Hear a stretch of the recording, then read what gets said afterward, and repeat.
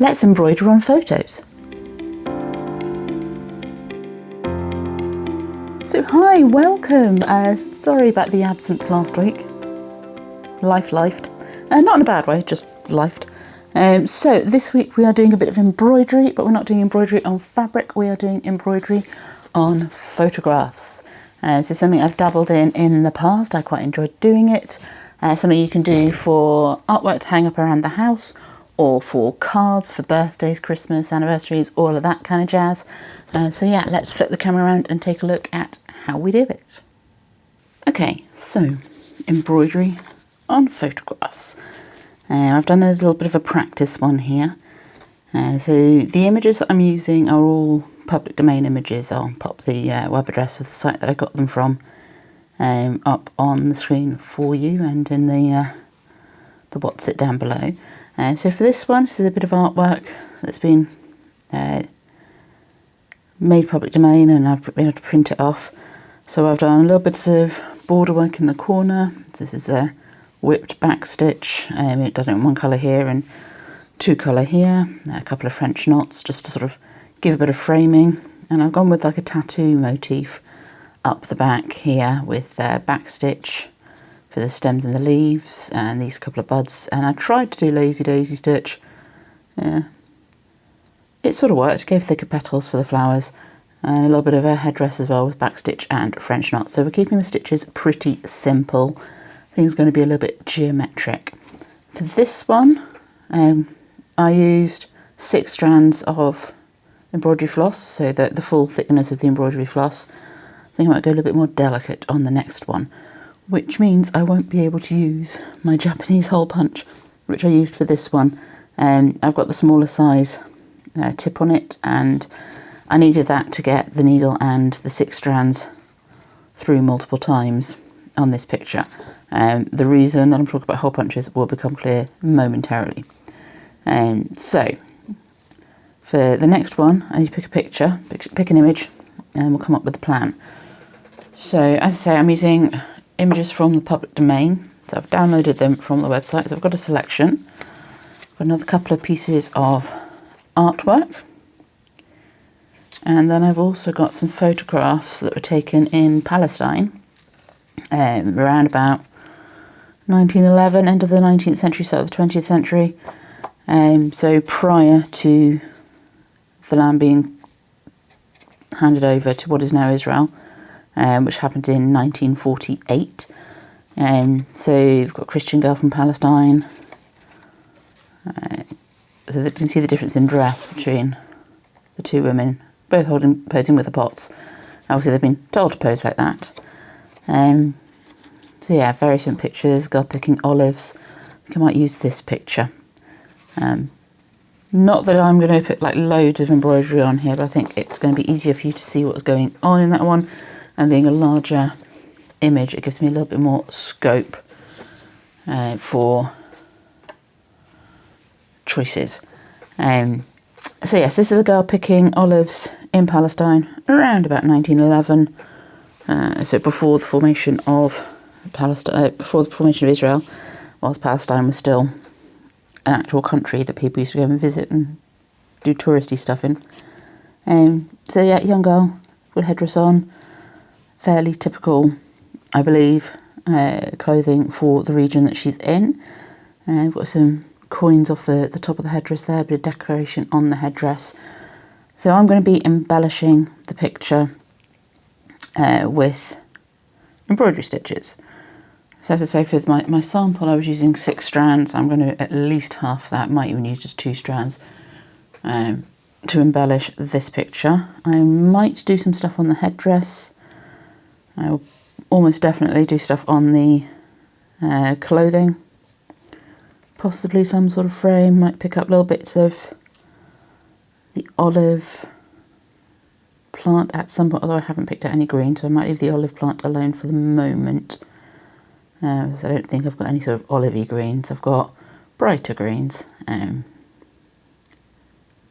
limited as to what colours I've got at the moment. So I've picked out blue, red and some browns.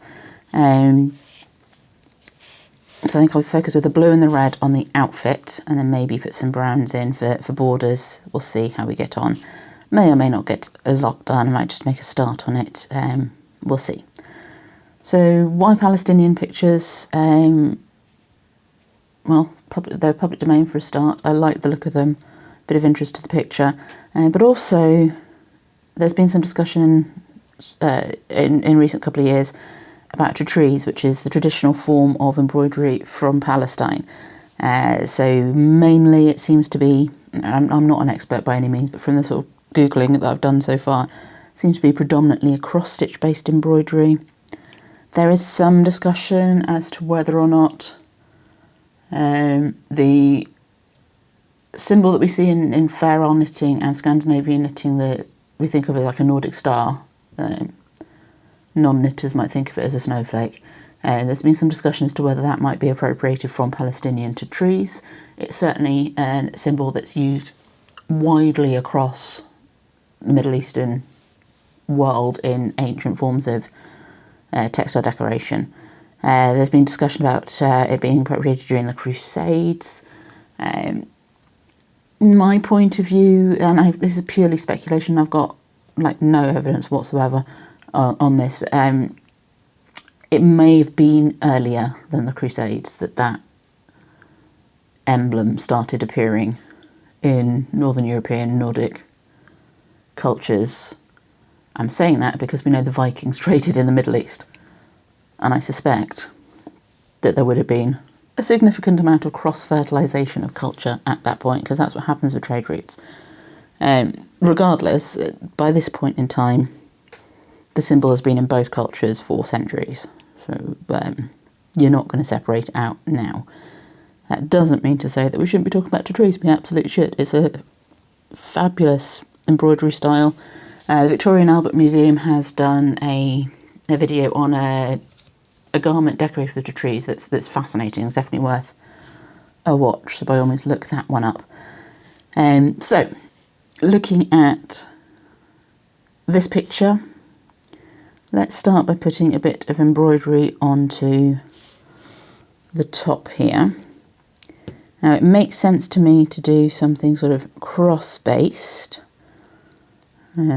because trees uses a lot of cross stitches.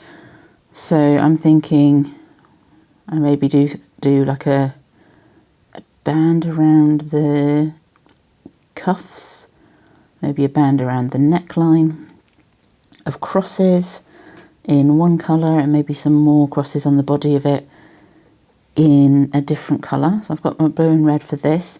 Interestingly, blue would have been used into trees in mourning according to the Victoria and Albert Museum.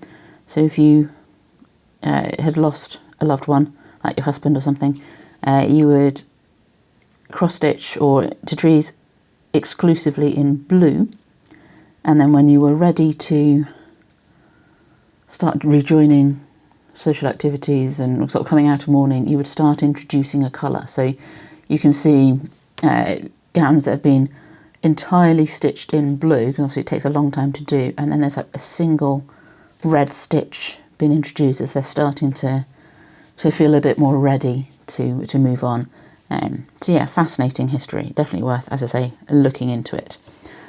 So I'm going to need to put some holes into the photo in order to be able to get the stitching through. So I've got an awl here.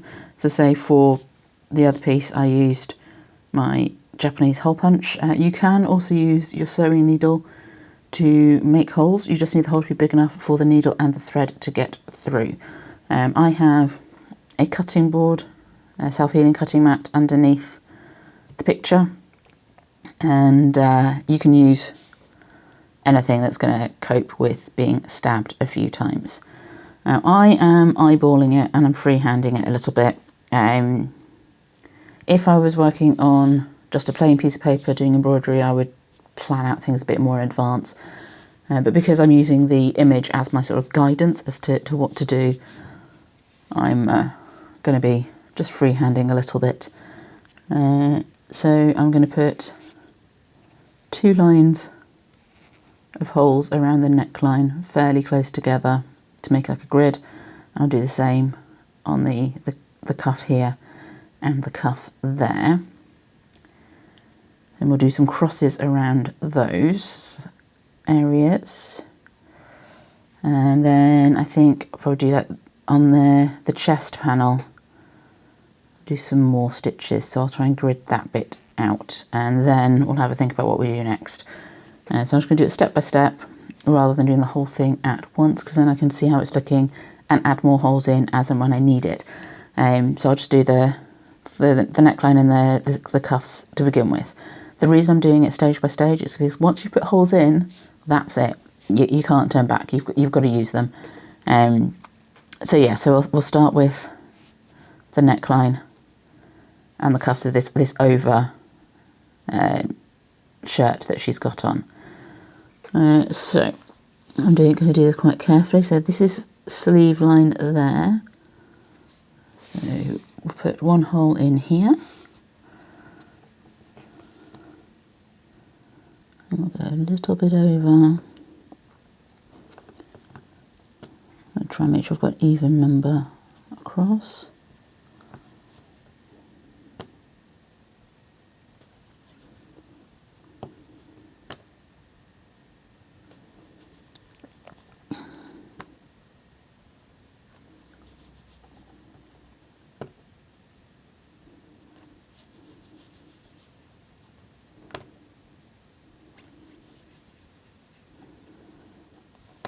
Okay, so that's 1, 2, 3, 4, 5, 6, 7, 8 holes, and then we're going to move a little way down.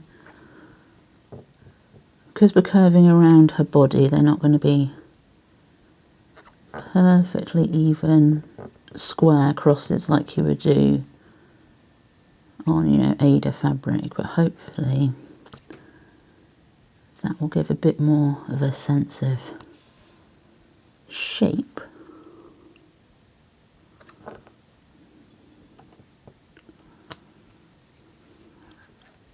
To the eye when you're looking at what's going on.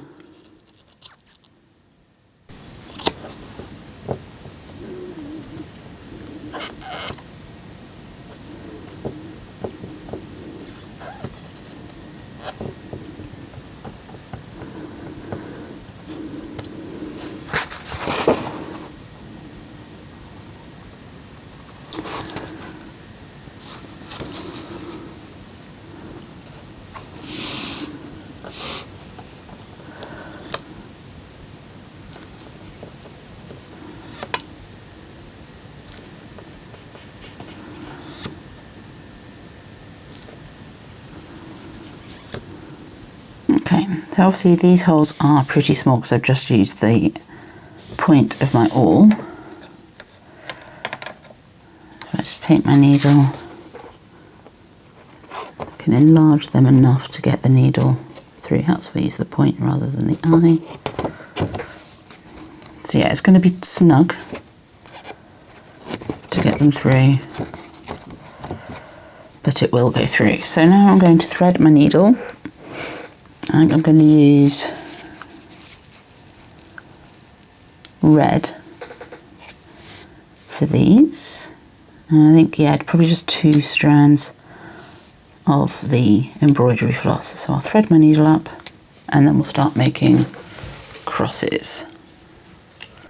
Okay, so I've got my needle threaded with 2 strands of the red embroidery floss, and we're going to start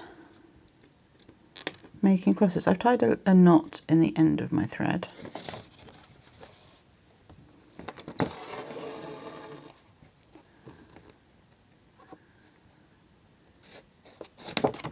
It's going to be a little snug getting through some of these holes, which is fine. It means that the holes won't be as visible when we're finished.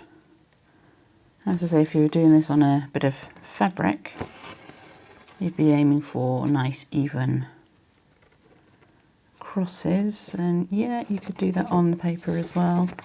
I would probably be more inclined to do that if I was doing it on plain paper rather than on a picture. As my knot isn't quite up to the paper there, but that's fine because that's going to hold in place no problem at all. Just need to find the next hole,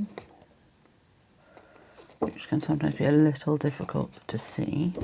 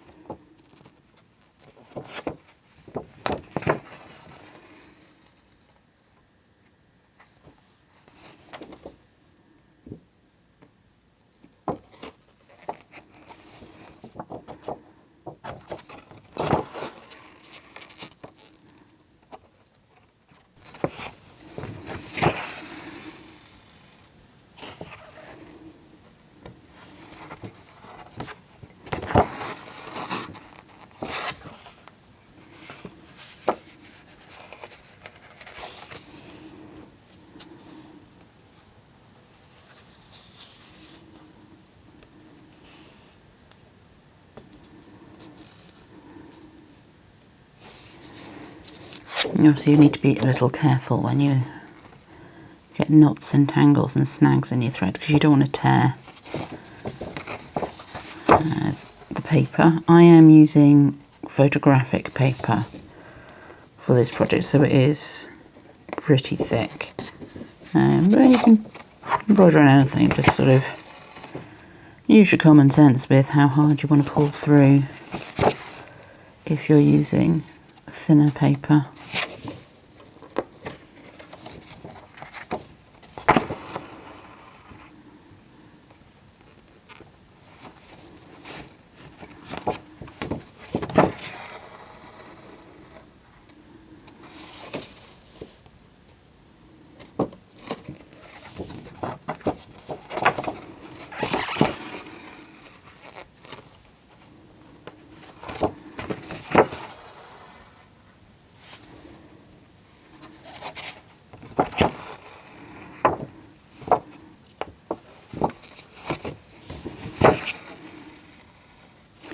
Okay, so there's our first line of stitching in place. So I'm going to go ahead and put in the remaining ones that I've already marked out with the red thread, and then I'll come back in with some blue. As I say, I'll probably do something on the chest panel and possibly the skirt, and I'll probably bring out some of the details on the headdress as well. I don't want to sort of overdo it, but I think if I bring out what the girl is wearing, and then maybe if I can find a suitable green, add some into the olive bush itself, but we'll see.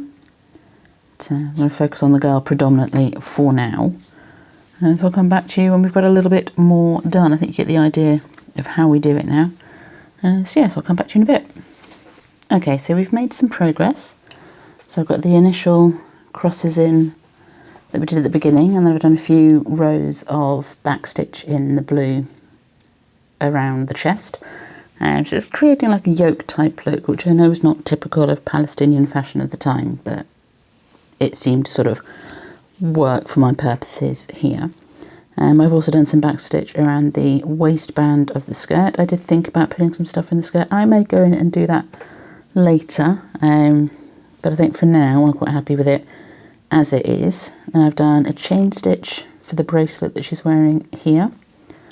I've done some running stitch to echo the patterning of the trim on the headdress, and I've used backstitch and French knots for this band across here. You could also see in the fabric of the headdress over the top of her head that there were cross stitches, or at least large crosses in the fabric.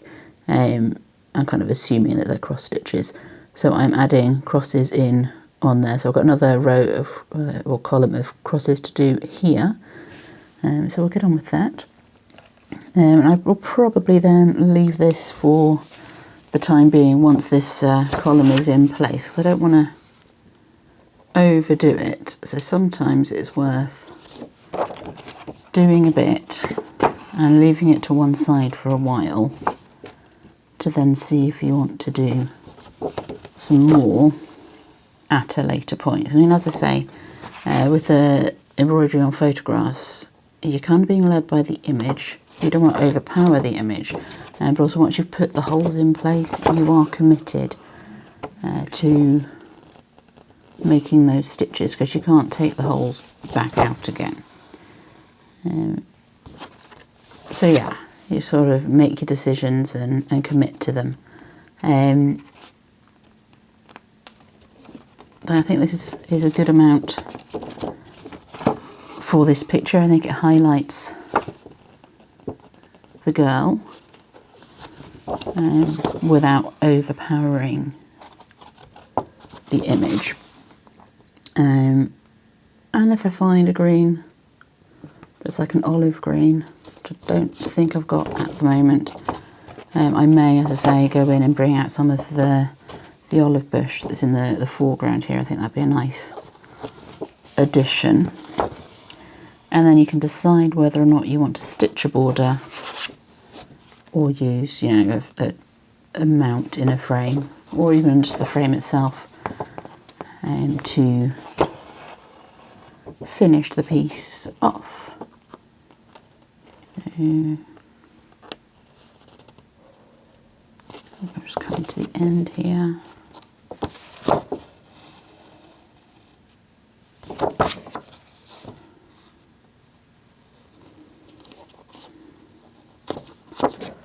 And we'll tidy off the end of the thread at the back.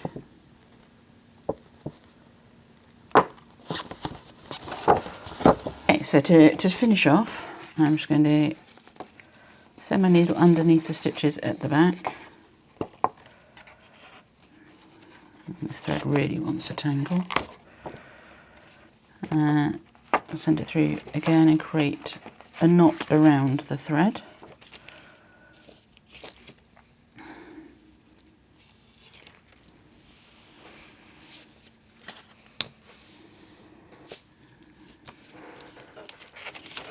I'll send it back one more time.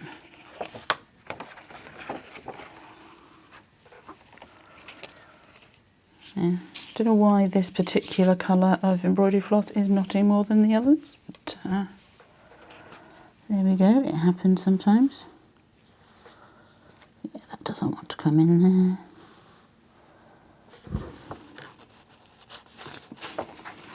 So we'll go back out the way we came. It's snug, it's not going anywhere. I'm just going to trim that off. And then you can either put a bit of backing paper on it if you're going to use it for a card or something, or frame it once you're happy with everything. But, yeah, so that gives you an idea as to how we go about embroidering on photographs. So let's flip the camera around and we'll look at it face on. So here we have our piece of embroidery of the Palestinian girl picking olives. As I say, this photo's from around about 1911. So when Palestine was Palestine, before the formation of Israel in 1948. So I think she's looking quite lovely. It's coming out quite nicely on the camera actually, which is good. I think this has worked better than my previous attempt. I mean, I like my previous attempt, but I think doing it with a thinner thread has given a nicer finish. It's a bit more subtle.